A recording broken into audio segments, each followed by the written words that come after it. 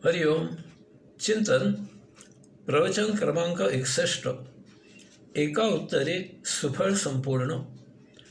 राजा मंदिरामध्ये दर्शनासाठी येणार होता, म्हणून शिपायाने मंदिराचा परिसर मोकळा केला. एक महाविरोधाभास असा आहे की प्रजेचा रक्षक असलेल्याला प्रजेपासूनच फार भीती असते. आता प्रत्यक्ष राजेशाही नाही, परंतु अप्रत्यक्ष छुपेपणाने त्याचेच भावंड असलेली एकाधिकारशाही आहे. म्हणून हे असे का, याचे उत्तर राजकारण्यांनी शोधावे. आजची परिस्थिती माहीत नाही, परंतु त्या काळी म्हणजे 1970चे आसपास इस्रायलला भेट देणाऱ्या एका प्रवासाने लिहून ठेवलेले मला स्मरते.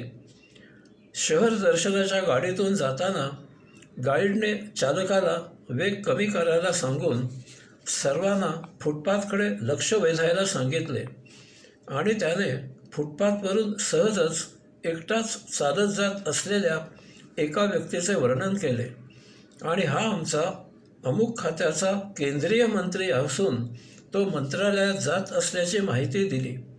असो, शिपायांच्या सांगण्याप्रमाणे मंदिरात असलेले सर्व भाविक दूर जाऊन उभे राहिले, परंतु एक भिकारी मात्र तसाच मंदिराच्या पहिल्या पायरीजवळ बसून राहिला.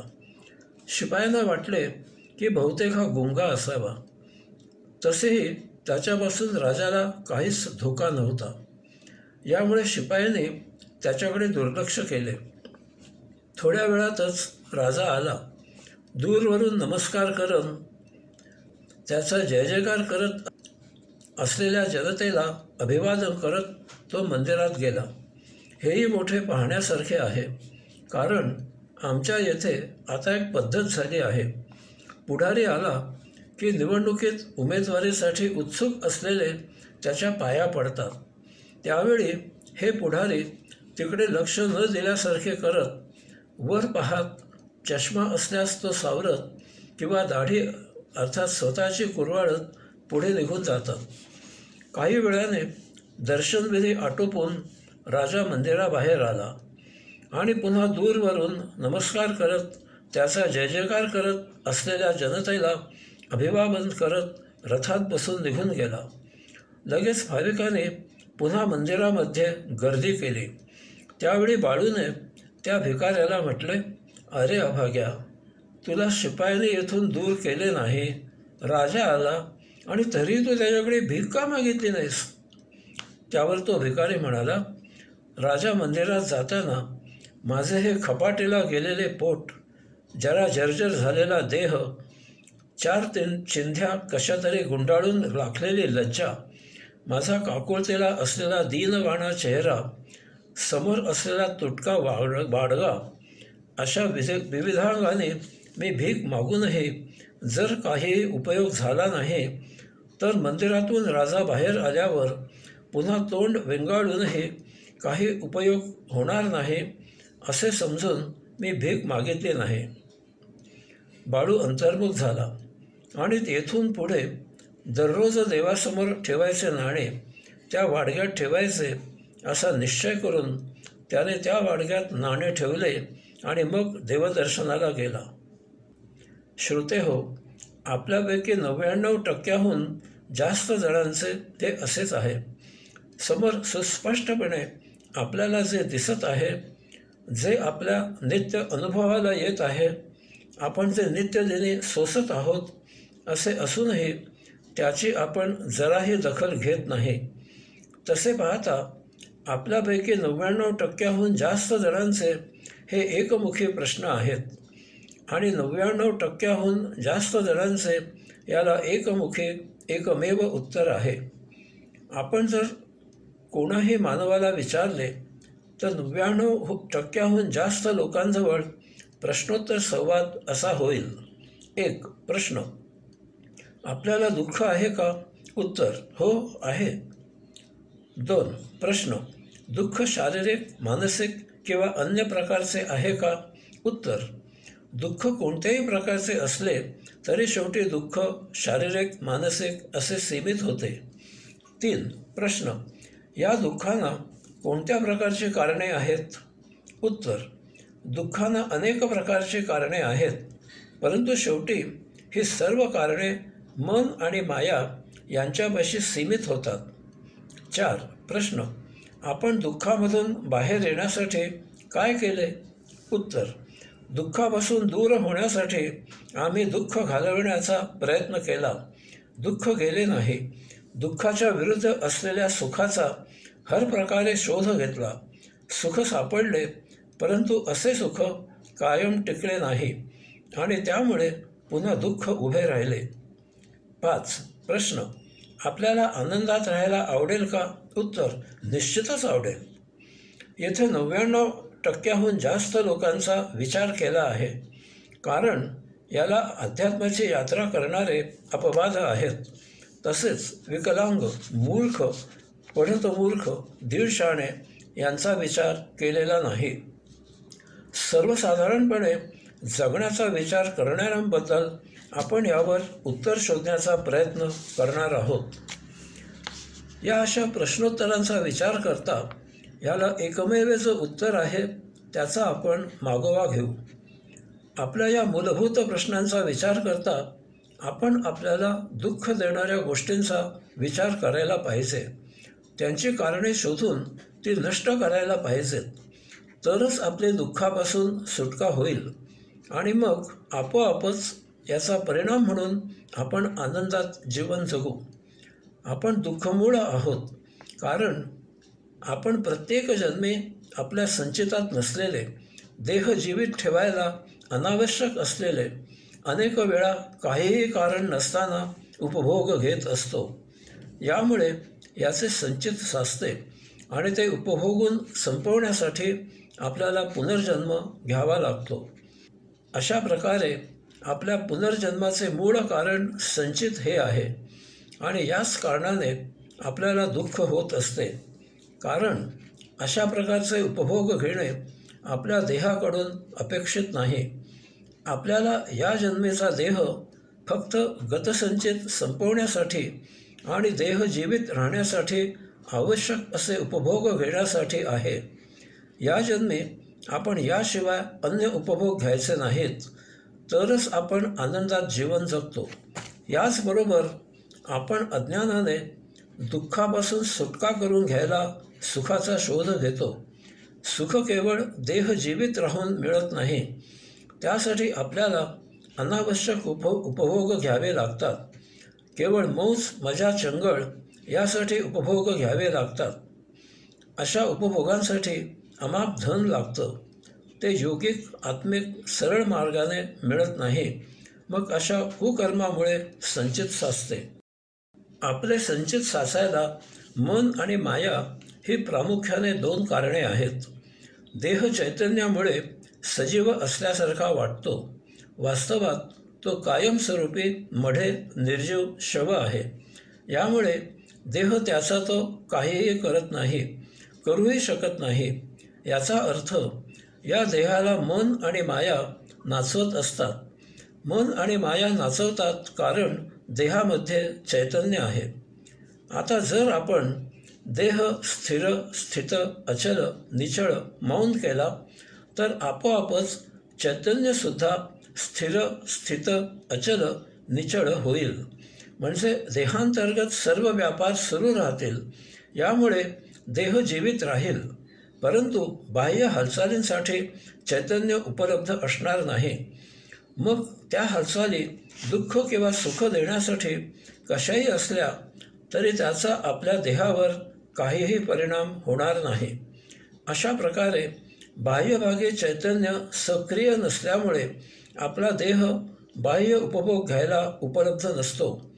यायोगे आपण कोणत्या उपभोगांसाठी देह चैतन्यमय करायचा यावर आपले नियंत्रण येते.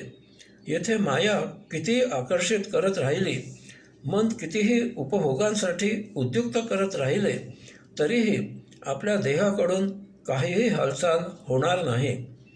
अशा प्रकारे देह जीवित राहण्यासाठी आणि गतसंचित संपवण्यासाठी उपभोग घ्यायला आपण आपला देह चैतन्यवन ठेवू लागल्यावर अनावश्यक उपभोग घेणे पूर्णपणे थांबते. यायोगे यथाकाळी गतसंचित संपते आणि नवीन संचित निर्माण होत नाही. अशा प्रकारे या अवस्थेत आपले सुख आणि दुःख अशा दोहोपासून सुटका होते. आपण पूर्ण नैसर्गिक जीवन जगतो. आपल्याला सहजानंद प्राप्त होतो. यथाकाळी आपण मुक्तानंदी राहू लागतो. स्वतः आनंदी राहा आणि आपल्या संपर्कात आलेल्या सर्वांना आनंद द्या, अशी आपल्या जीवनाची रहाटी पद्धत व्यवस्था होते. हेच आनंदाचे डोहे, आनंद तरंगणे आहे. हे सर्व निरूपण समजले, परंतु हे उपलब्ध कसे करायचे हा पदार्थ किमतीचा प्रश्न अनुत्तरित राहिला. हा प्रश्न जरी पदार्थ किमतीचा असला तरी हे उपलब्ध करायला मार्ग बिनधनाचा फार साधा, सरळ, सोपा आहे. यात फक्त एकच गोष्ट आपल्याला चिकाटीने न कंटाळता जिद्दीने करावी लागते. ती म्हणजे देहधर्म, कर्मयोग, कौटुंबिक जबाबदारी, सामाजिक कर्तव्य करून झाले की एका जागी ठाम, जराही विचलित न होता नित्यदिनी जितके जास्तीत जास्त वेळ जमेल तितके बसणे. अशावेळी अनेक अडचणी येतात आणि येणारच. आता त्याचाच विचार आपल्याला करायचा आहे. आपल्याला ज्या अनेक अडचणी येतात त्या मनामुळे येतात. आपल्या मनात हजारो विचार येत जात राहतात, परंतु हे अपेक्षितच आहे. यासाठी अन्य काही न करता आपण एकच गोष्ट निग्रहाने करायची आणि ती म्हणजे जागा न सोडणे. अर्थातच याला अपवाद म्हणजे काही आपत्कालीन शारीरिक, कौटुंबिक अडचण अशी काही उद्भवली की आपल्या सहभागाशिवाय ती अडचण दूर होऊच शकत नाही. अशावेळी आपण त्यासाठी जागा सोडायची. यासाठी आपल्या कुटुंबियांना तशी सूचना देऊनच आपण एका जागी प्रशांत होऊन बसायचे. आपत्कालीन अडचण सोडल्यास अन्य कोणत्याही कारणाने आपल्याला जागा सोडायची नाही. हे गृहीत धरूनच आपण आसनस्थ व्हायचे. बसायला आरामदायी बैठक घ्यायची. तसेच देहाचे विशिष्ट आसन घालायचेच असे गृहीत धरू नये. आपल्याला सुखावं होईल असे आसन घालायचे. आता आपल्या मनात कितीही कसलेही विचार येऊ देत. मन स्मृतीमधून कितीही कसल्याही प्रसंगाची आठवण करून देऊ दे. माया मनामार्फत स्मृतीमधून कितीही लोभ प्रलोभने दाखवू दे. आपण याकडे आतल्या आत स्मितहास्य करत हा काय बालिशपणा आहे असा विचार करत जराही लक्ष न देता, विचलित न होता, कोणताही विचार न करता साफ दुर्लक्ष करायचे. अशावेळी आपल्या शरीराला खाज सुटते. आपल्याला विचलित करण्यासाठी हा पूर्णपणे मनाचा खेळ असतो. हे लक्षात घेऊन खाज सुटलेल्या जागी तेच मन एकाग्र करावे. त्यामुळे खाज थांबते. आसन बदलावे असे वाटते, परंतु देहाला पीडा होत असेल तरच आसन जरूर बदलावे. यामुळे काय होते? काये एका जागी स्थित अचल निचळ बसल्यामुळे आपल्या शारीरिक हालचाली पूर्ण थांबतात. वाचे आपण मौन बसल्यामुळे आपला जनसंपर्क बंद होतो. अर्थात मौन असूनही सर्वांचे ऐकायचे, पाटीवर लिहून संवाद साधायचा असला आचरटपणा आणि मूर्खपणा करू नये. मन जर सक्रिय झाले तरी आपण त्याची उपेक्षा करत असल्यामुळे ते यथाक्षणी आपल्याला सहकार्य करू लागते. त्याच्यासाठी तीही एक क्रिया असते आणि यामुळे ते शांत राहते. अशा प्रकारे दररोज महिनोन्महिने, वर्षानुवर्षे सुरू ठेवावे. यथाकाळी आपल्याला हळूहळू प्रशांत वाटू लागते. आपण रिपुमुक्त होतो. आपल्याला जीवनाचा अर्थ उलगडतो. आपला मूलभूत नैसर्गिक स्वभाव उठून दिसू लागतो. आपण सुखदुःख अशा दोन्ही प्रसंगी विचलित होत नाही. याचा परिणाम म्हणून आपण सदा आनंदी राहू लागतो. यथाकाळी आपण एकचित्त होतो. आपल्या अंतःकरणामध्ये प्रतिक्षणी सुरू असलेला श्वासोच्छ्वास सुस्पष्टपणे जाणवू लागतो. हेच ध्यान आहे. यामधून यथाकाळी समाधी साध्य होते आणि आपल्याला परमप्रकाशाचे दर्शन होते, आपण मुक्त होतो. 1. ज्यांना योग साधना करायला जमत नाही त्यांच्यासाठी हे उपयुक्त आहे. 2. यात विधी, सोपस्कार, मंत्र, तंत्र वगैरे काहीही नाहीत. यामुळे आर्थिक भार नाही. 3. येथे धर्म, पंथ, जात, उच्च नीच असे काहीही नाही. यामुळे हे सर्वांसाठी उपयुक्त आहे. 4. येथे कसलेही अवडंबर नाही. यामुळे आस्तिक नास्तिक अशा दोघांसाठीही हे उपयुक्त आहे. 5. जे नित्य नियमित योग साधना करतात त्यांना एक ना एक दिवस यामधून बाहेर होऊन विमुक्त व्हावे लागते, कारण योग साधना हेही एक बंधन होते. अशांसाठी हे उपयुक्त आहे. हरिओम.